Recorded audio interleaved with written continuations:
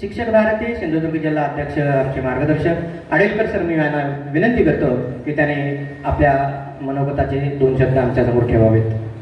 नमस्कार. खरं तर आजचा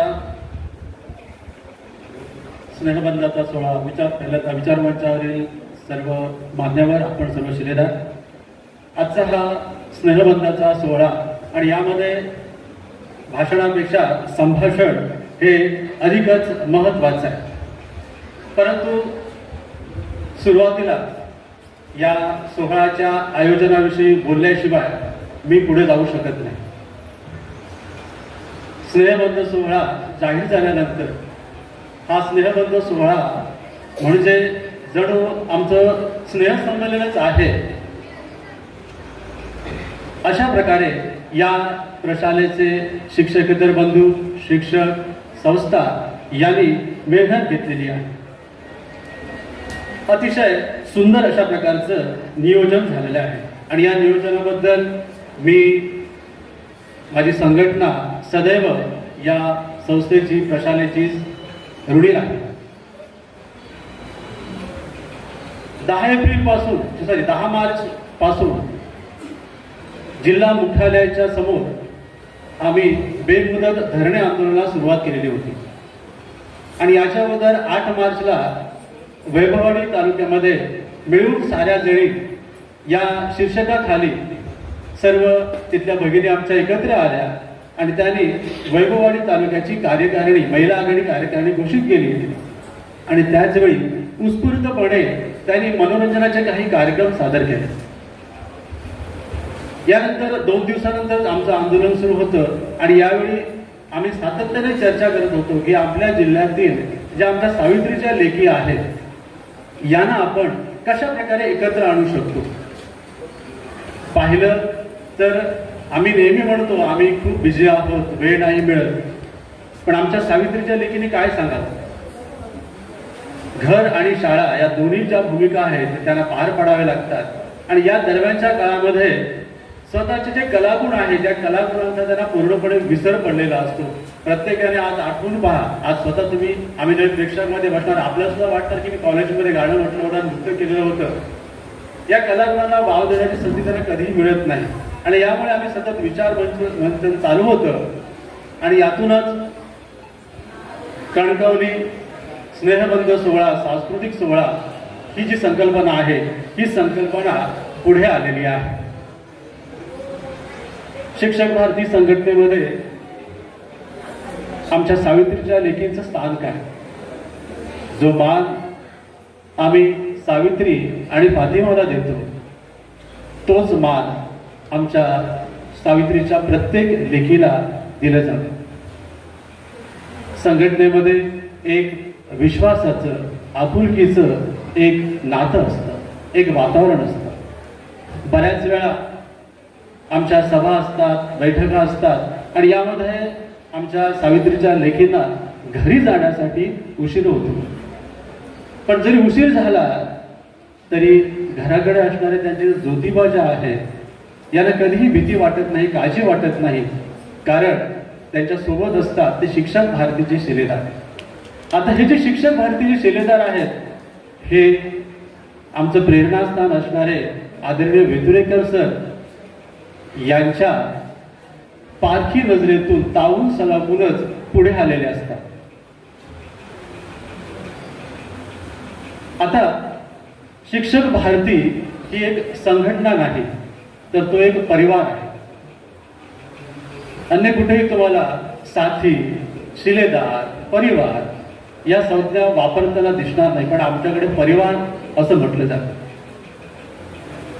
शिक्षक भारती ही केवळ संघटना नसून किंवा समविचारी शिक्षकांची संघटना नसून तो एक परिवार आहे आणि ही भावना रुजवण्यामध्ये आदरणीय वेतुरेकर सर यशस्वी झाले आहेत. आता हा परिवार कसा असतो याची सुरुवात कशी होते, काही उदाहरणं तुम्हाला दिली पाहिजे.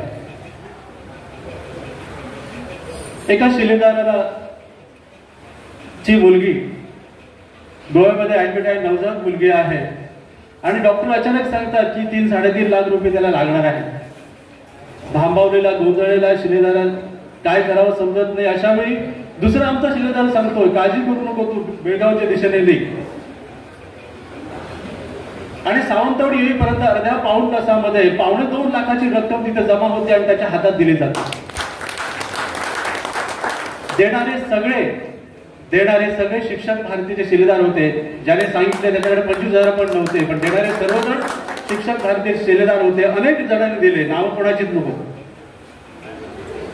मुलीचं ऑपरेशन यशस्वी होतं, मुलीचं नाव आयुष्य ठेवलं जातं. या आयुष्याच्या चेहऱ्यावरील हास्य पाहिल्यानंतर आम्हाला दिसतो तो शिक्षक भारती परिवार.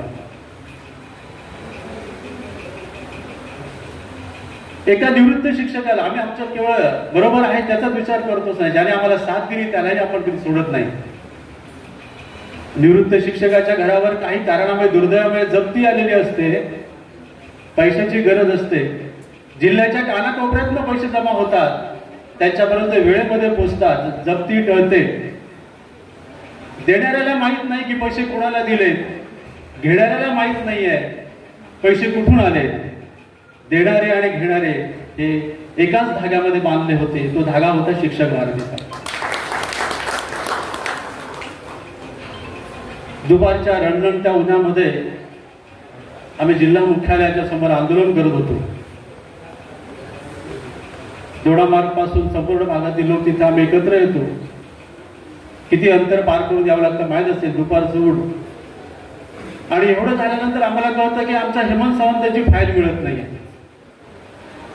हे समजल्यानंतर आंदोलन पूर्ण झाल्यानंतर 6:30च्या दरम्यान सर्वजण तिथले असतात ते आम्ही तिथं ठाण म्हणून बसतो. याच्यामध्ये आमच्या काही सावित्रीच्या लेखी होत्या, त्यांना लवकर घरी जायचं होतं, पण नाही आम्ही तिथे गेलो पाहिजे त्यांना वाटलं. काही नवोदित माणसं होती, पहिल्यांदा तिथं आलेली होती, त्यांनाही वाटलं नाही आपण तिथे गेलो पाहिजे. तिथं आम्ही ठाण म्हणून बसतो. आणि त्यानंतर 3 तास ही फाईल शोधून सापडत नव्हती, 5 मिनिटात आम्हाला मिळते. संघटनेसाठी जर आपण थोडा वेळ दिला, पैसा नको आम्हाला, थोडा वेळ दिला तर अशा प्रकारची कामं पण होऊ शकतात. हा विश्वास त्यांच्यामध्ये निर्माण झाला, तो संघटनेमध्ये.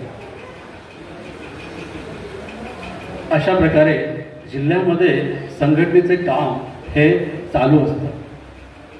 आदरणीय वेतुरेकर सर यांचं ब्रीद आहे, संघटना हाच माझा प्राण. आणि आयुष्यभर त्यांनी म्हणजे संघटना स्थापन झाल्यापूर्वी नाही तर संघटनेच्या सुरू होण्या अगोदरपासून सतत संघर्ष जो आहे तो त्यांनी केलेला आहे, पाहिलेला आहे. एकट्याने संघटना चालवायची म्हटलं असतं तर आज कदाचित मोठ्या 2-3 गाड्या घेऊन आलेले असते, ट्रॅव्हल्स वगैरे सर्व त्यांचं असलं असतं. पण जे काय मिळवायचं ते सत्याच्या मार्गानेच मिळवायचं हे त्यांनी शिक्षक भारतीच्या प्रत्येक शिलेदारामध्ये त्यांनी रुजवलेलं आहे. वेळ कमी आहे, बोलण्याचं खूप आहे. शेवटच्या टप्प्यामध्ये थोडी मी तुम्हाला भावनिक हाक देतोय. मागील 7-8 वर्षापासून आदरणीय वेतुरेकर सर आपलं जिल्हाध्यक्ष पद सोडणार म्हणून आग्रह धरून बसले होते. आम्ही सर्वांनी ते टाळलं, पण मागच्या दिवाळीमध्ये त्यांनी सभा घेतली आणि आपल्या अध्यक्षपदाचा राजीनामा दिला आणि लगेच तिथे सभा घेऊन नवीन अध्यक्ष म्हणून माझी निवड केली. खरं तर माझ्याबरोबर काम करणारे माझे ज्येष्ठ Chavan sir, Sameer Parab sir, Hemant Sawant sir यासारखे अनेक ज्या आहेत त्यांनी खूप योगदान दिलेलं होतं. तरी सुद्धा मला माहित नाही त्यांनी माझी का निवड केली, मी टाळू शकलो नाही. पण प्रत्येकाने आपण विचार करून बघायचा असलेला, आपण आदरणीय वेतुरेकर सरांना पर्याय देऊ शकतो का? तर उत्तर प्रत्येकाकडे नाहीच असं येणार आहे. सरांना कोणताही पर्याय नाही.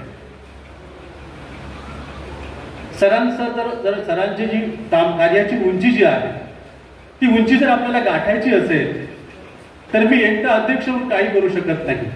आपल्यापैकी प्रत्येकाला संजय वेतुरेकर बनलं पाहिजे आणि ते बनून जर आपण काम केलं तर निश्चितच त्या उंचीच्या जवळपास आपण पोहोचू शकतो.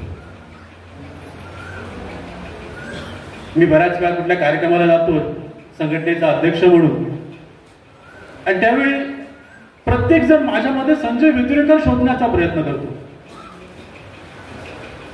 मी त्यांना कसं समजावून सांगू की संजय वेतुरेकर हा वन पीस आहे, त्याचा दुसरा पर्याय नाही. पण शांतपणे विचार करतो तेव्हा मला हेही जाणवतं की आदरणीय वेतुरेकर सरांचं जे व्यक्तित्व आहे हे व्यक्तित्व एका विचारधारेतून निर्माण झालेलं आहे.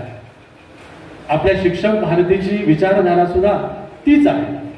जर आपण सर्वांनी या विचारधारेचा अंगीकार केला आणि एकजुटीने काम केलं तर निश्चितच वेतुरेकर सरांनी जे काही निर्माण केलेलं आहे ते राखण्यामध्ये आपण यशस्वी होऊ. पुन्हा एकदा तुम्हा सर्वांची सहकार्याची अपेक्षा ठेवून मी माझं मनोगत पूर्ण करतो. धन्यवाद.